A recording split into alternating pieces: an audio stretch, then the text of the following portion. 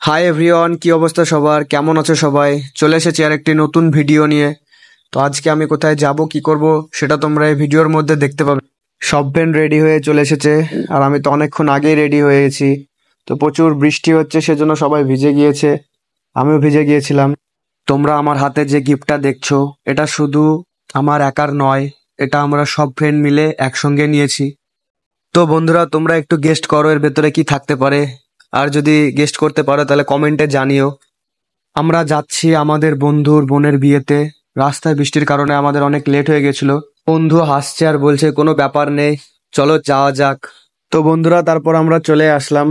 তো আমরা আসার পরে সবাই একসঙ্গে যাচ্ছি থুবড়ো দিতে। তারপর দেখি থুবড়ো বসে গিয়েছে, কোণে তো একদম রেডি। তো আমরা ডিসকাস করলাম যে থুবড়োটা প্রথমে আমাদের ছোট ভাই দেবে। তো ছোট ভাই একটু ফাজিল আছে, একটু ফাজলামি করছে, আর কোণেতে অনেক লজ্জা পেয়েছে। অনেক দুষ্টামি করার পর ফাইনালি ছোট ভাই খাইয়ে দিল।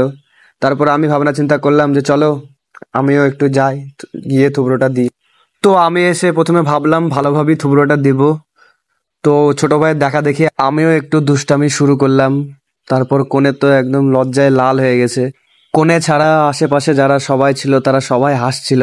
তো আমি ভাবলাম আর বেশি না জ্বালিয়ে থুবড়োটা দিয়েই দিই। তারপরে আমরা সবাই চলে গেলাম ভেতরে খাওয়া দাওয়ার জন্যে।